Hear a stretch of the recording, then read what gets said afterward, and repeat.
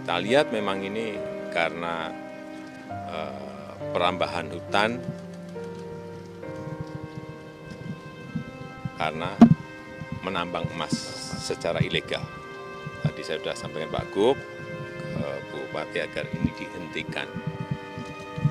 Nggak bisa lagi, karena keuntungan 1, 2, 3 orang, kemudian ribuan yang lainnya dirugikan dengan adanya banjir bandang ini.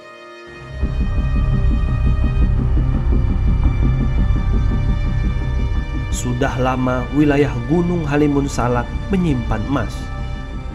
Memegang izin konsesi, perusahaan emas mulai menggali kawasan hutan itu. Penambang emas tanpa izin alias liar diam-diam mulai mengikuti. Sebagian penambang liar datang dari luar Bogor. Mereka mengeruk dan melubangi tanah demi mencari emas tanpa prosedur keamanan tambang. Ulah mereka merusak struktur tanah, akar pohon penahan tanah tercabut. Lereng Gunung Halimun Salak rentan terhadap curah hujan. Ini sudah lama terjadi. Pengawasan yang kurang, bahkan seolah didiamkan hingga akhirnya bencana dahsyat itu datang.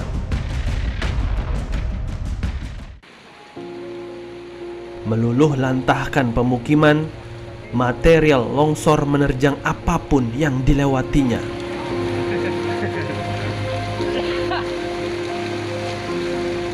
Rumah warga, jembatan antar desa, hingga jalan-jalan penghubung hancur tak mampu menahan kuatnya energi longsor. Beberapa warga tewas tertimbun.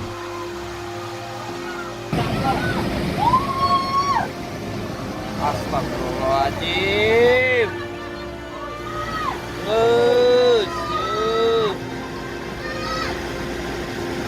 Astagfirullahaladzim, ya Allah.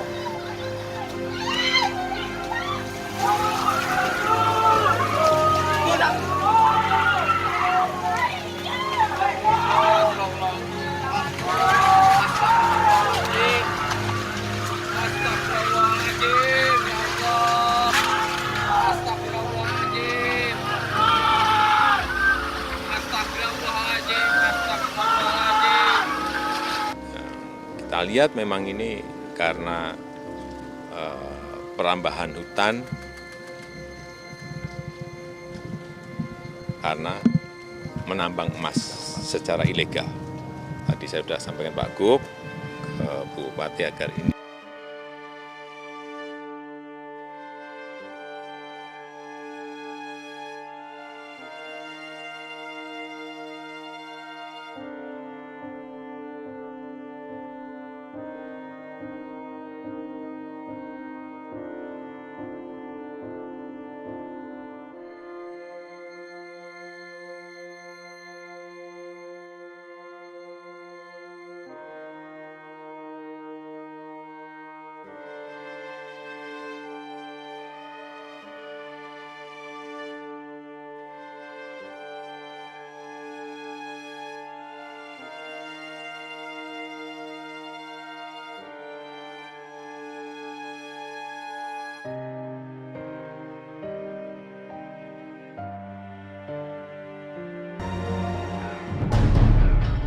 Hasil investigasi BNPB dan pemerintah menemukan penambangan emas liar di Gunung Halimun Salak menjadi penyebab utama longsor dan banjir bandang di Lebak, Banten dan Kabupaten Bogor, Jawa Barat. Bagaimana supaya segera melarang, menghentikan penambangan di Taman Nasional Halimun Salak, baik yang resmi maupun yang ilegal. Karena itulah yang menjadi salah satu biang banjir bandang kemarin. Dari kubangan-kubangan itu tidak bisa menahan air lagi karena memang tidak dirancang untuk bisa menahan air. Maka ambrol lah itu kubangan-kubangan itu dengan seluruh materialnya. Batu-batu besar gelinding dari atas menghantam rumah-rumah kayak mengiris saja itu. Tim telusur akan melihat lebih dekat bagaimana praktek penambangan emas liar atau ilegal terjadi di Gunung Halimun Salak, Kabupaten Bogor.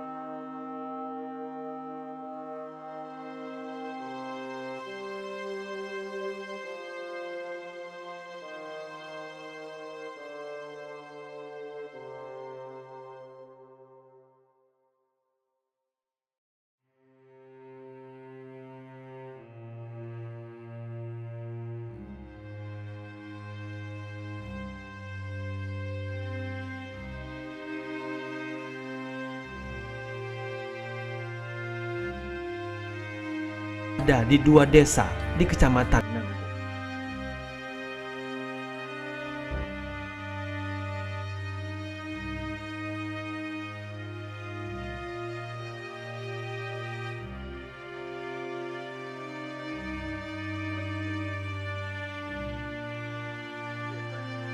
Saat musim hujan, perjalanan menuju lokasi lubang-lubang tambang tak mudah.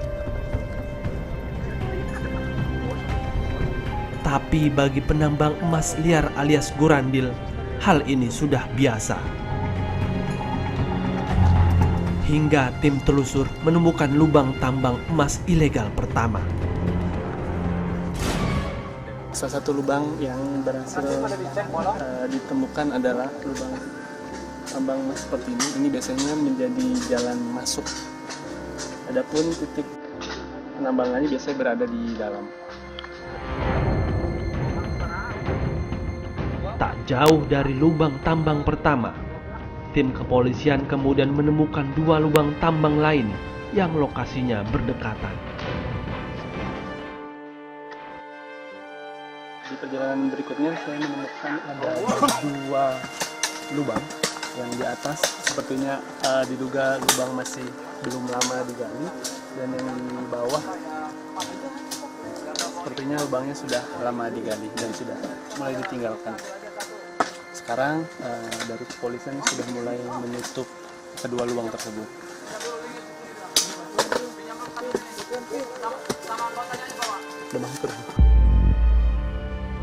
Para penambang emas liar bekerja secara berkelompok. Masing-masing kelompok biasanya menguasai 1 lubang tambang. Gunung Halimun Salak ini mereka gali hingga kedalaman ratusan meter. Tempat istirahat pun didirikan. Nah, seperti inilah kondisi lubang yang menjadi tempat lalu lalang masuk dan keluar para penambang ilegal.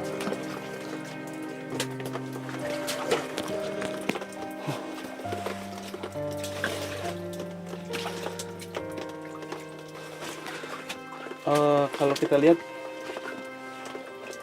lubangnya cukup dalam, hampir 100 meter mungkin kalau kata pihak kepolisian.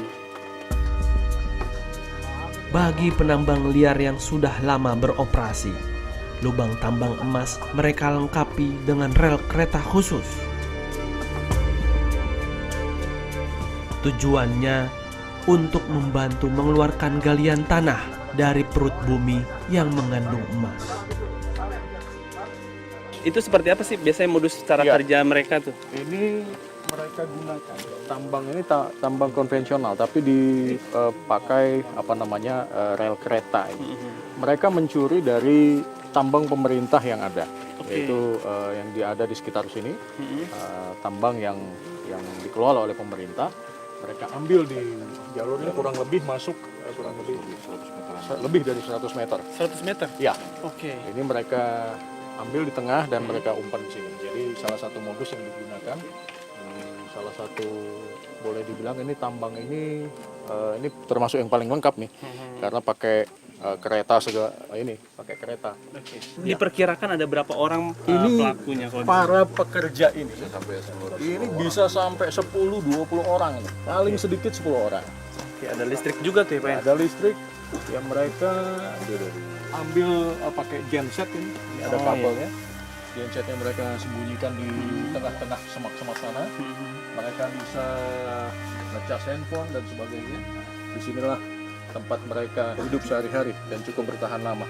Ini 10-20 orang ini siap, karena lubang ini pun memerlukan pekerja yang cukup banyak, ya 100 kurang lebih 100 meter ke dalam ya. 100 orang. 100 orang yang bekerja di sini? Ya. Oke. Hasil pendataan Kementerian Lingkungan Hidup, ada 9 titik tambang emas liar. Masing-masing titik terdapat puluhan lubang tambang. Total lubang tambang dari 9 titik itu mencapai hampir 400 lubang. Hasil penelusuran tim Kementerian Lingkungan Hidup dan Kehutanan di wilayah Gunung Halimun Salak menemukan 1.000 lebih pondok dan 2.000 alat pembuat emas di sekitar lubang tambang.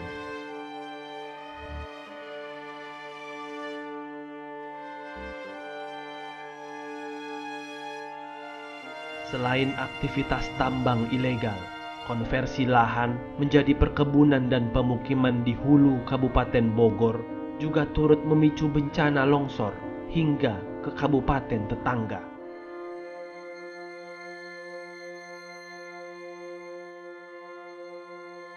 Kabupaten Lebak, Provinsi Banten ikut menjadi korban.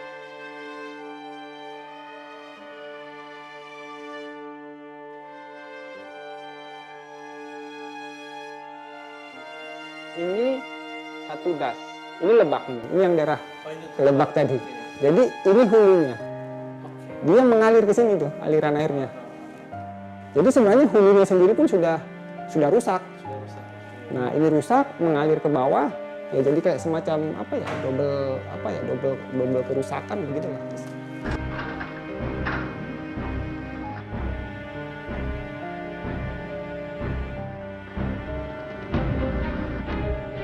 Hasil penelusuran kami di Kecamatan Sukajaya, Kabupaten Bogor, 9 dari 11 desanya terkena longsor dan banjir bandang. Secara geografis, desa-desa tersebut memang berada di kaki Gunung Salak. Tak hanya rawan diterjang longsor, keberadaan pemukiman di lereng gunung itu bisa menjadi pemicu longsor. Jadi memang tipikal tanah di Sukajaya ini memang begini Pak, tipikalnya lempung-lempung gitu? Ya, tipikal, betul. Strukturnya gini, anatominya seperti ini, tanah di Kecamatan Sukajaya ini.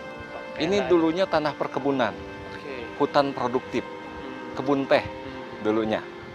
Kebun teh dan perkebunan cengkeh milik masyarakat.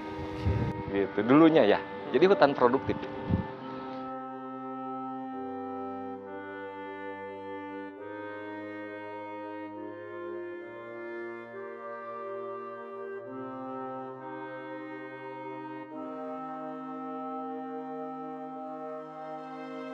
Dari 9 desa di Kecamatan Sukajaya, Kabupaten Bogor yang hancur diterjang longsor, ada satu desa yang belum tersentuh bantuan, yaitu Desa Jaya Raharja. Longsornya yang di sini di mananya Pak? Sampai ke sana-sana apa gimana? Ya Boleh ini dilihat? perbatasannya sini Pak nih, perbatasannya ini rumah yang itu di rumah Pak Haji Ali yang terakhir di atas. Ya. Ini perbatasan karena yang jadi lihat aja 39 rumah. 39 rumah. 39 rumah. Terus yang sana-sana juga berbarengan longsornya atau? Kalau yang yang di bareng.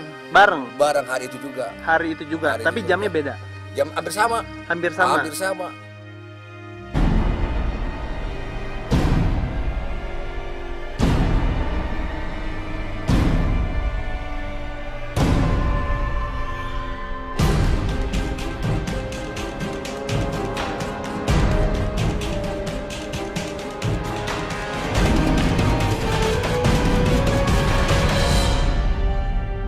Yang di Lebak, di Kabupaten Lebak, Provinsi Banten, kita lihat memang ini karena perambahan hutan, karena menambang emas secara ilegal. Tadi saya sudah sampaikan Pak Gub ke Bupati agar ini dihentikan. Nggak bisa lagi karena keuntungan 1, 2, 3 orang, kemudian ribuan yang lainnya dirugikan dengan adanya banjir bandang ini.